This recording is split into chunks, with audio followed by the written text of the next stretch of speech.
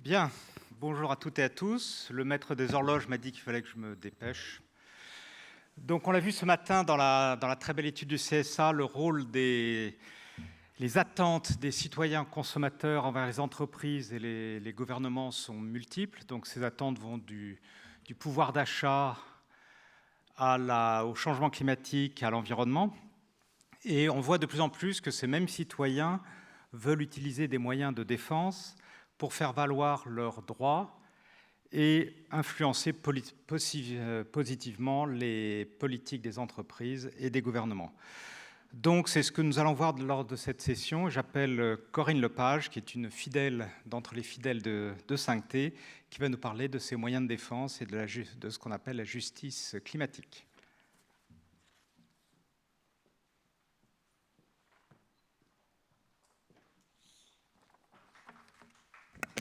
Bonjour à tous. Heureuse de me retrouver parmi vous. Alors, je vais essayer de respecter le maître des horloges et d'aller vite. Voilà, donc j'aborderai 3 points. Oui. Parce que là, on vous voit mal. Donc, il faudrait essayer. Alors, oui, non, peut-être vous mettre là. Oui, avec ça. Oui, okay. Si ça vous embête pas trop. Pas du tout.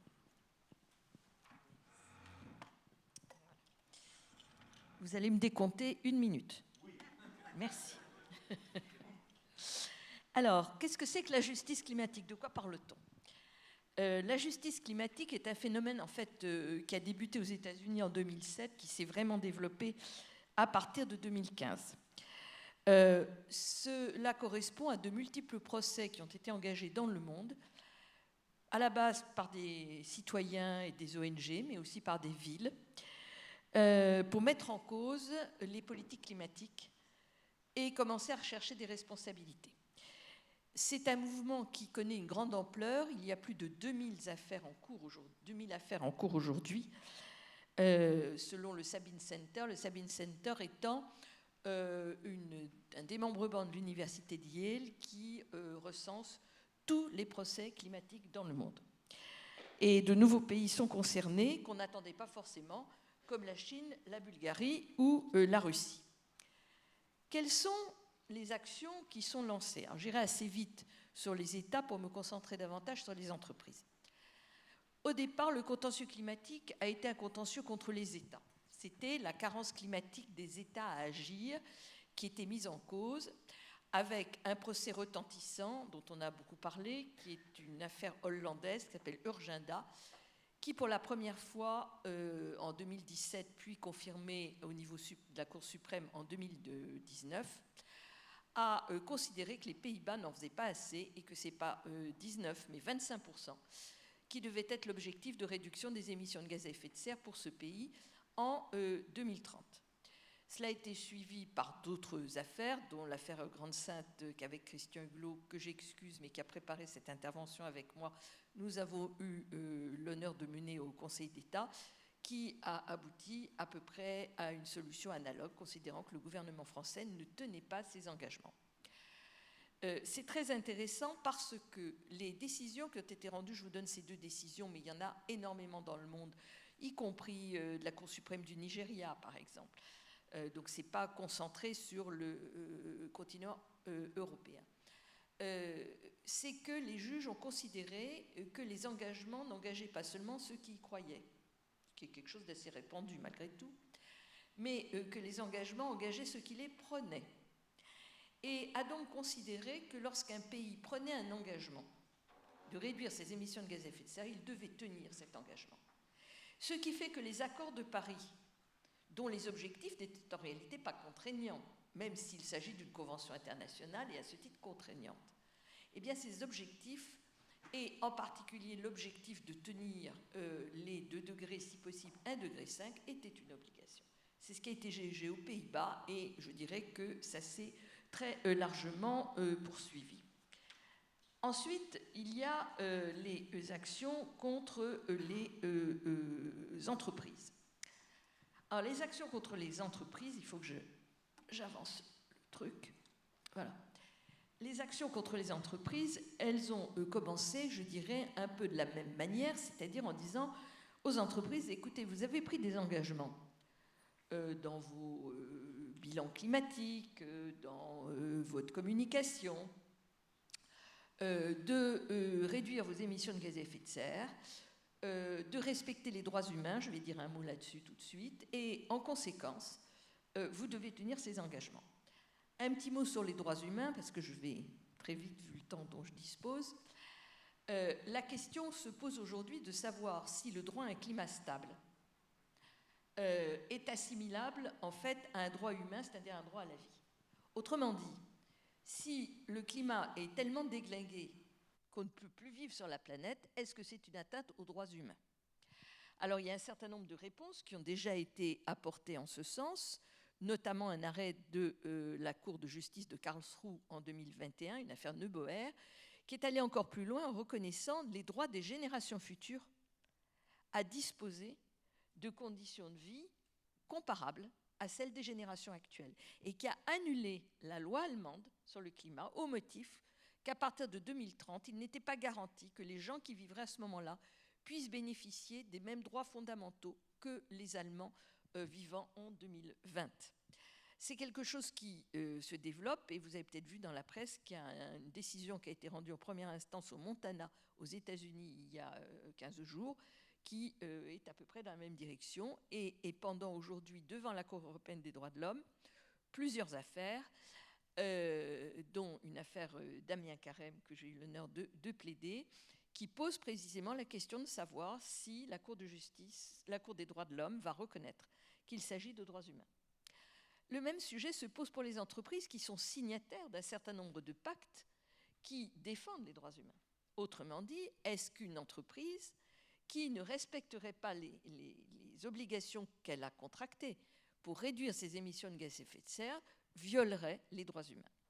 C'est une décision positive qui a été rendue en 2021 encore aux Pays-Bas dans une affaire Shell qui a fait couler beaucoup d'encre, affaire qui a considéré que Shell avait manqué à ses obligations en ne réduisant que très modestement ses émissions de gaz à effet de serre, et qu'elle avait l'obligation de réduire, tenez-vous bien, de 45% ses émissions de gaz à effet de serre en 2030 par rapport à 1990, avec de surcroît la prise en considération de la totalité des scopes, scope 1, scope 2, scope 3, c'est-à-dire émissions directes de l'entreprise, émissions indirectes de l'entreprise, émissions des clients de l'entreprise, pour atteindre cet objectif. Cette décision est frappée d'appel, mais il est clair qu'elle a fait effectivement beaucoup de bruit, hein, parce que c'était quelque chose de tout à fait nouveau.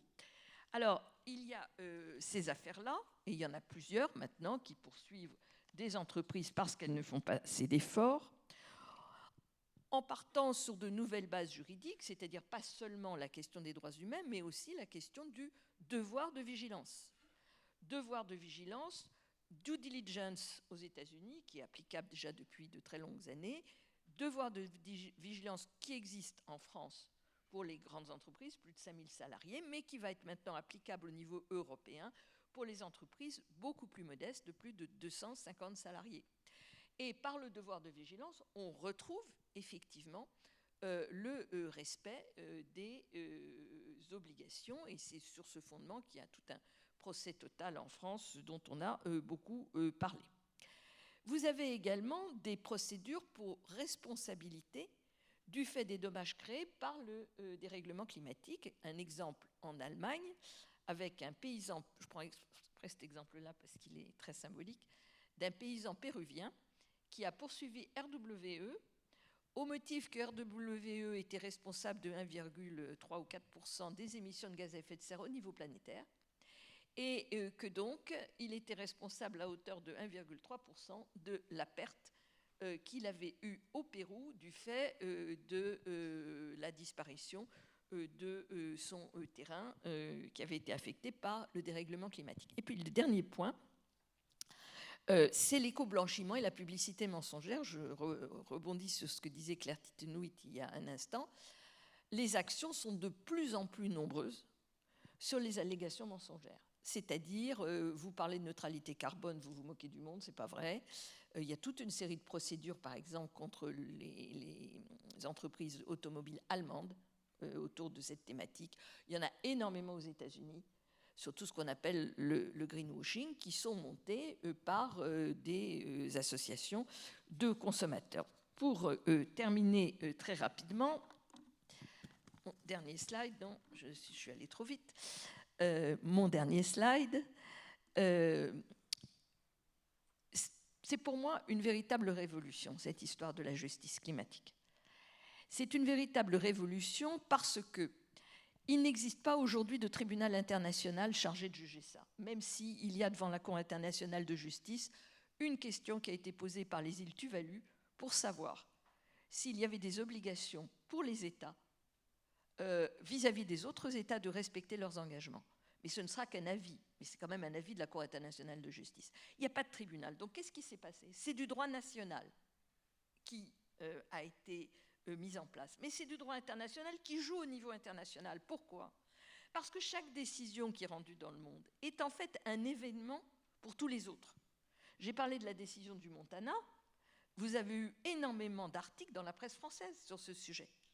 Bon. Est-ce qu'il y a 4, 5, 6 ans, on s'occupait en France de savoir les décisions qui étaient rendues au Montana? Tout le monde s'en fichait éperdument. Donc, en fait, il faut comprendre qu'on est en train de construire un nouveau droit international que je qualifierais de droit en escalier. C'est-à-dire que chaque décision de justice est en fait une marche pour aller vers un point supérieur et est utilisée par le procès qui suit. Voilà, j'ai essayé d'être très courte et j'espère vous avoir intéressé. Merci beaucoup. Merci beaucoup Corinne Lepage pour ce témoignage fascinant. On voit que la justice climatique va de plus en plus loin et a maintenant un impact concret et direct sur les politiques des gouvernements et les stratégies des entreprises. Maintenant, je vais appeler Emmanuel Beaurepaire, qui va venir avec nous et que j'accueille. Et on l'a vu tout à l'heure dans l'étude du CSA, 64% des Français pensent que les entreprises doivent aider à la lutte contre le changement climatique. Donc, comment les entreprises réagissent-elles face à ces attentes? Emmanuel, c'est à vous. Merci beaucoup, bonjour à tous. C'est un grand plaisir pour moi de faire cette présentation un peu poil à gratter. C'est un peu des sujets prospectifs. Je suis l'un des 100 leaders pour la planète qui a été mis en place par E5T et j'ai également fait récemment l'exécutive MBA monté par E5T avec l'IPAG. Donc je suis très honoré d'être ici pour faire cette présentation. Je travaille depuis de nombreuses années sur des problématiques liées au recyclage et à l'économie circulaire. Et du coup, l'attente et le comportement à la fois des entreprises et des citoyens consommateurs, ce sont les mêmes, ce sont aussi les contribuables, ce sont aussi les syndiqués, ce sont aussi les membres d'ONG, mais ce comportement sur la façon d'appréhender les choses m'a toujours extrêmement intéressé. Alors, le titre qui est proposé, le rôle du citoyen consommateur face aux attentes des entreprises ou vice-versa, c'est l'histoire de l'œuf et de la poule. Je réinvente rien. C'est qui doit changer son approche? Est-ce que c'est le consommateur citoyen ou l'entreprise? Et autrement dit, comment on fait à partir du moment où on a d'un côté le consommateur qui attend des biens et des services qui lui facilitent la vie et au meilleur coût? Et là, évidemment, la téléphonie, Internet, la mobilité, les voitures, la climatisation, bien d'actualité en ce moment. Et le rôle de l'entreprise qui, bien sûr, est d'inventer, de concevoir, de développer des produits, des services pour satisfaire des besoins. Mais c'est là où, à un moment donné, les deux se rejoignent et c'est la cata. Pourquoi? Parce qu'on s'aperçoit que le transport, le chauffage, l'alimentation, les loisirs, tout a un impact sur le climat. Donc, est-ce qu'il va falloir changer complètement ses comportements? Et qu'est-ce que va devoir faire l'entreprise, d'une façon générale, pour modifier les produits, les services qu'elle peut proposer? Posé autrement, c'est est-ce que les consommateurs sont prêts à changer leurs habitudes? Si je demandais ici à cette salle, bien que vous soyez tous particulièrement concernés par la transition énergétique, si vous êtes prêts à vous passer, alors peut-être pas de Netflix, tout le monde ne regarde pas Netflix, mais de la voiture, des voyages lointains en avion, de la climatisation, de moins consommer de viande. Je ne suis pas sûr qu'on aura les mêmes réponses. Je ne suis pas sûr qu'on aura un niveau d'adhésion extrêmement fort, au moins sur tous les points, peut-être sur certains, mais pas sur tous. Et donc, cette prise en compte, elle est évidemment nécessaire. Alors, je vais passer, puisque ça a été très bien fait, beaucoup mieux que je ne pourrais le faire, par Julie Gaillot, qui a présenté un certain nombre d'éléments sur les comportements des consommateurs. J'ai rappelé un certain nombre de choses qui sortaient d'autres études de consommateurs. Il y a quelques points quand même qu'on n'a pas évoqués, sur lesquels je voudrais m'attarder quelques instants, sur le fait qu'il y a quand même beaucoup de Français qui considèrent que face à ce danger imminent du changement climatique, il faudrait peut-être changer de système économique. Alors je ne vais pas m'appesantir sur ce point-là, mais c'est quand même quelque chose qui est extrêmement frappant, c'est-à-dire que est-ce que finalement on essaye d'apporter des solutions, mais est-ce qu'on n'est pas arrivé jusqu'à un point où on aura du mal à s'en sortir? Élément de réflexion. Et puis, je voudrais aller plus rapidement, on en a parlé tout à l'heure, sur la baisse du chauffage. On a vu d'ailleurs que les Français s'y sont bien mis pour des raisons économiques, mais aussi de citoyenneté. Je me suis amusé à l'exercice. Pas de chauffage chez moi, une doudoune. Bon, finalement, c'est quelque chose qu'on a appris quand on était jeune. Ça fonctionne, on peut le faire. Donc voilà, c'est juste une question d'habitude. Renoncer à prendre l'avion, on n'est pas obligé de partir 3 fois par an en voyage à l'autre bout de la planète. Donc on voit qu'il y a quand même des comportements qui évoluent. La situation qui est la plus complexe, c'est effectivement comment on peut aider les consommateurs citoyens à changer leur comportement. Et là, on tombe et on bute sur la question des euros. Parce que tout ça a un coût. On voit aujourd'hui qu'il y a un certain nombre d'aides des pouvoirs publics, des primes à l'achat, le bonus-malus écologique. J'anime des conférences un peu partout en France sur la transition énergétique dans les collectivités, dans les copropriétés. On s'aperçoit que les gens ils vous disent tous « mais moi, je suis prêt à le faire, mais ça coûte cher ». Donc là, on a quand même un petit souci. Et c'est vrai qu'un point qui est insuffisamment évoqué, c'est qu'on pourrait peut-être inventer des modèles financiers, économiques, qui permettent d'étaler ces investissements pour le consommateur citoyen sur une plus longue période. Autrement dit, changer mon chauffage, ça me coûte 100, mais si je répartis ces 100 sur les 10 ou 15 prochaines années, c'est plus facile à accepter. Et là, il y a certainement des choses à faire. Idem pour les véhicules. Si on dit aux gens, est-ce que vous êtes prêts à passer à un véhicule électrique, nonobstant les problèmes liés à la fourniture d'énergie, aux bornes, etc., ils sont prêts à le faire. Mais on l'a dit tout à l'heure, ça a été rappelé par l'étude, par Julie Gaillot, on voit bien qu'ils restent à leur bon vieux diesel parce que ça coûte moins cher. Donc, il faut inventer des systèmes économiques et financiers qui vont permettre aussi aux consommateurs individuellement de faire cette transition. Deux autres points qui m'ont, je l'évoquais, la modification du système économique, mais un autre point était aussi intéressant dans ces études, c'est la nécessité, je pense qu'ici on est dans la bonne place, c'est la nécessité de développer l'innovation scientifique et technique. Et probablement qu'il y a beaucoup à faire encore, bien qu'il y a beaucoup de choses qui soient engagées, pour effectivement aider le consommateur. Parce qu'on regarde les choses à travers le prisme de l'entreprise, ce qu'elle peut proposer, ce qu'elle peut faire, mais enfin, on pourrait aussi, même si les études marketing sont là pour ça, regarder ce que le consommateur serait prêt à faire, serait prêt à accepter dans sa vie de tous les jours, finalement, qui a un impact sur le climat. Évidemment, en prenant en compte le front du refus, on l'a bien vu, oui, on est prêt à ce qu'il y ait moins de véhicules polluants dans les villes. Et puis, on se dit, tiens, on va mettre des portails écotaxes. Comme ça, ceux qui ont des voitures très polluantes, ils seront sanctionnés. On le voit bien dans ce qui se passe actuellement dans les grandes villes pour essayer de limiter les voitures polluantes. Et puis là, il y a le front du refus. Donc, il y a un problème de pédagogie aussi. C'est comment on fait accepter ça. Idem pour le syndrome des gilets jaunes. Alors, au stade où on en est, et ce ne sont que des réflexions, c'est comment aider les consommateurs citoyens à agir. Ou autrement dit, comment leur donner des outils pour mesurer les émissions de gaz à effet de serre qu'ils génèrent dans chaque acte de la vie quotidienne. La pédagogie, elle est importante.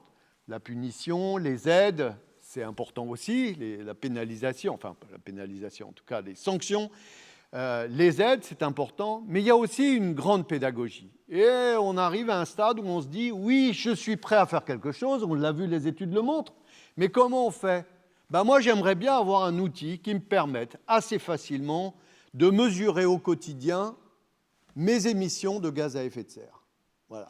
Et que derrière, ça permettrait d'avoir des baromètres qui pourraient dire, voilà, vous avez émis ça, vous vous situez à tel et tel niveau, vous êtes en train de dépasser, vous êtes en train de passer la ligne rouge. Et à ce moment-là, le consommateur peut se retrouver dans une situation d'arbitrage. Oui, je vais rester, comme ça s'est passé cet été, je vais rester en France cet été pour passer mes vacances et je ne vais pas aller à l'autre bout de la planète. Donc, il y a de ce point de vue-là certainement quelque chose à imaginer avec les nouvelles technologies. On voit bien qu'on peut mesurer, enfin, on peut tracer, même s'il y a d'autres problématiques que ça implique, mais qu'on peut tracer le comportement des consommateurs. Qu'est-ce qu'il va manger, pourquoi il se déplace, comment il se déplace, avec quoi, comment, où, etc. Comment il utilise son chauffage. Il y a déjà des prémices. Un premier outil, c'est celui qui a été mis en place par l'ADEME avec nos gestes climat. Je ne sais pas, qui connaît ici cet outil ? Ah, voilà, on voit qu'au moins, ici, on est avec des gens éclairés, mais je ne suis pas sûr que tous les gens en France connaissent ce site qui est bien fait et qui permet assez rapidement d'avoir une première estimation de son impact, climatique. Voilà, alors juste pour vous montrer, je me suis amusé à faire le test. Vous voyez, je ne suis pas un bon élève. Je me situais à 2 tonnes, mais on peut regarder que... l'objectif est de 2 tonnes, mais qu'on peut regarder que la moyenne est de 11 tonnes par citoyen français. Donc vous voyez qu'il reste quand même beaucoup de chemin à faire et que clairement ces outils peuvent aider. J'ai rappelé ici ce qui permettait de gagner beaucoup de points rapidement. Voilà, donc la conclusion de cette présentation, c'est aidons les consommateurs citoyens, qui sont les mêmes, à agir. Il faut qu'on leur donne un outil, des outils pour qu'ils puissent mesurer de façon continue leur impact. Et probablement qu'en mesurant leur impact, ils seront en mesure de faire des bons choix pour réduire leur impact carbone. Voilà, et puis j'ai rappelé ici, parce que souvent assez méconnu, même si certains l'ont utilisé, il y a quand même des outils et des aides qui existent pour permettre effectivement aux consommateurs d'avancer vers la transition énergétique de façon plus volontaire, de façon plus rapide. Voilà. Merci beaucoup Emmanuel pour cette présentation. Donc on le voit, pour changer les comportements, il ne faut pas d'écologie punitive, comme ça avait été dit, mais il faut inventer de nouveaux modèles économiques et surtout aider, accompagner les consommateurs dans cette recherche d'économie d'énergie, et notamment avec la pédagogie et des outils de mesure. Et maintenant, j'ai appelé Denis Simoneau, qui est aussi un fidèle depuis de nombreuses années des universités de 5T, et qui va revenir sur cette priorité des consommateurs pour le pouvoir d'achat, la baisse de leur facture énergétique, et de voir comment on peut concilier baisse des consommations énergétiques, baisse de la facture d'achat, réchauffement climatique, préservation de l'environnement, tout ça. Comment peut-on faire, Denis ? Merci beaucoup, et c'est toujours un plaisir d'être ici. Je crois que j'ai fait 8 sur 10 d'université d'été de E5T. Je vais parler d'un sujet sous le contrôle de Corinne Lepage, d'ailleurs, du nucléaire, parce que j'ai travaillé plusieurs années chez Engie, qui a quand même 3 centrales nucléaires en Belgique, puisque Engie a racheté Electrabel. Et donc j'ai été frappé par la campagne électorale présidentielle, comme je l'espère beaucoup d'entre vous, par le fait qu'on a critiquer l'éolien et vanter le nucléaire. Et ça, j'ai trouvé que c'était quand même une situation très étonnante, parce que le nucléaire est une réponse, mais une réponse vraiment partielle par rapport aux énergies renouvelables. Le premier voyage que j'ai fait avec Gérard Mestralet, quand je suis rentré chez Engie, c'était un voyage aux Émirats arabes unis pour défendre la France, qui avait le projet de construire une centrale nucléaire aux Émirats arabes unis. Et nous avons donc discuté avec les autorités de ce pays, et vous aviez en fait une situation assez amusante, je dirais, puisque l'idée était venue par Christophe de Margerie, à l'époque le PDG de Total, le regretté Christophe de Margerie, parce que les dirigeants des États arabes unis lui avaient dit « on voudrait une centrale nucléaire, donc est-ce que tu peux faire passer le message à EDF en France ?»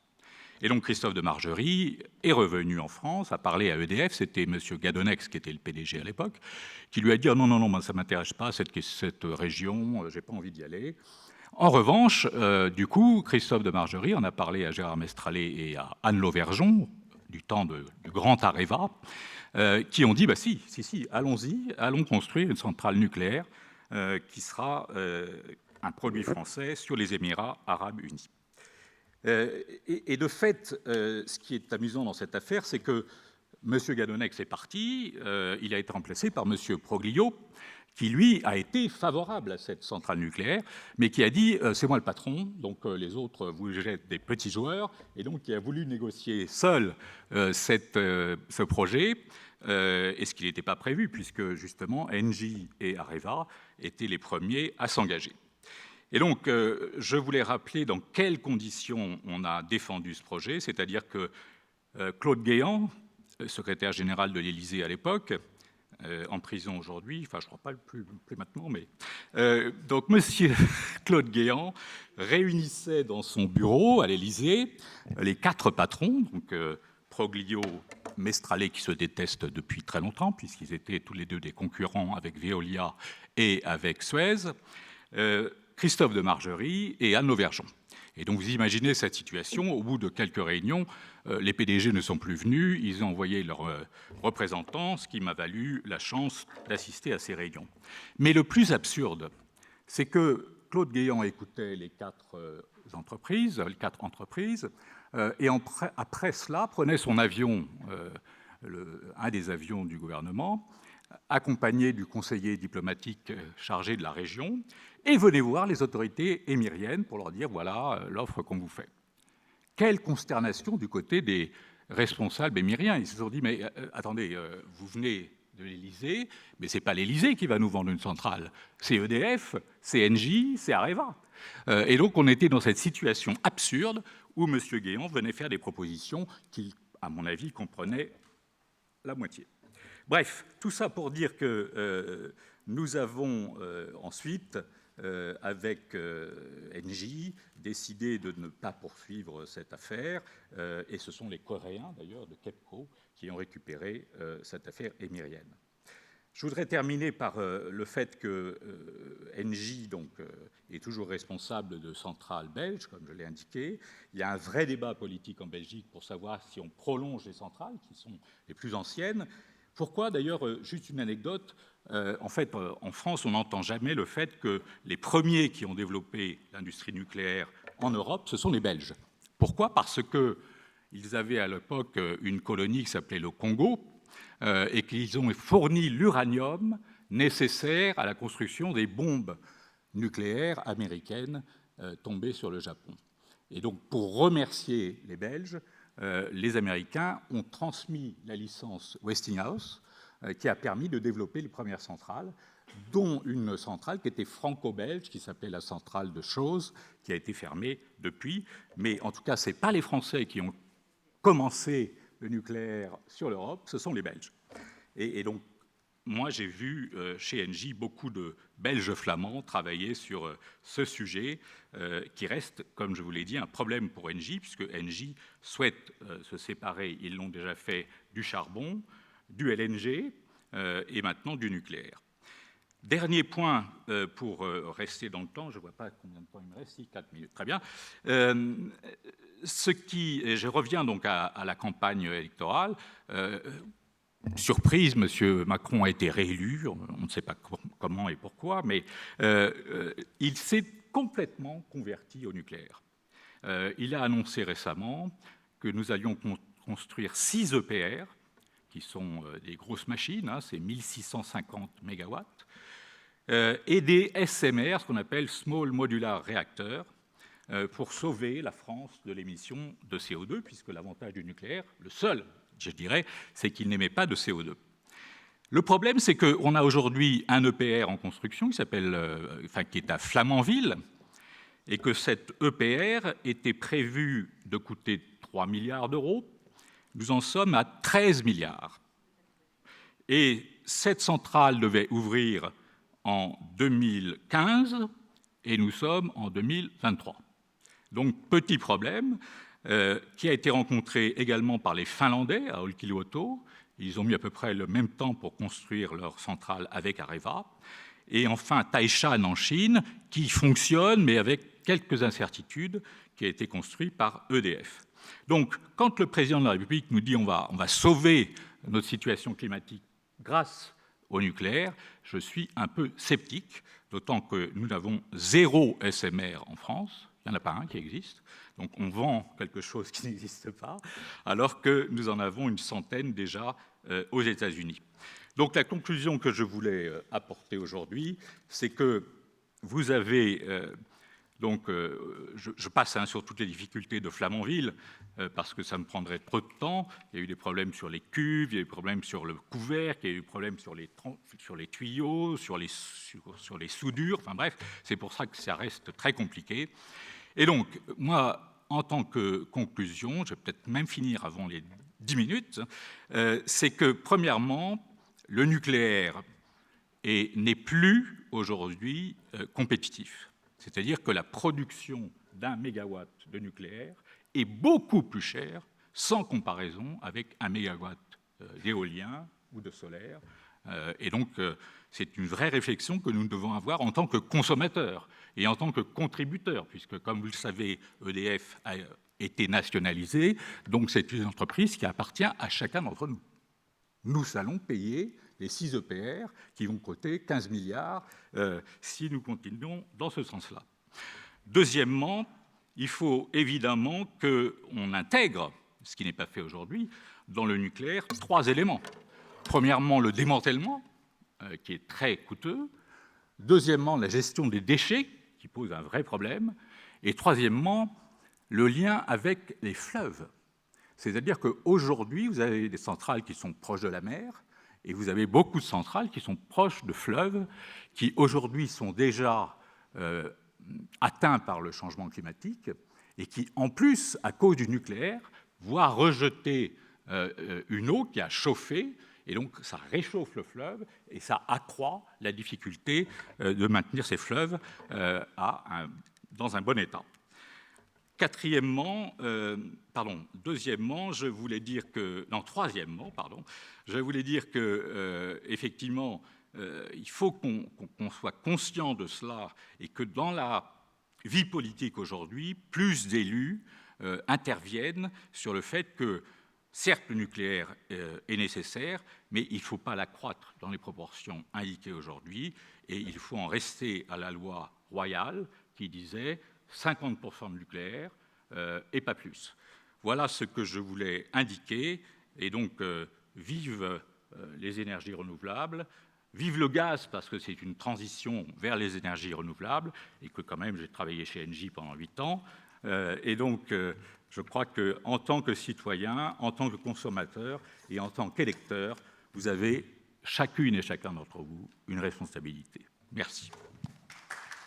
Merci beaucoup, Denis, pour ce témoignage. Donc, pour ce témoignage sur les errements du nucléaire en France, qui implique effectivement une perte de compétences, perte de compétitivité, l'absence de vision industrielle et probablement aussi une perte de souveraineté en la matière, ce qui est très important.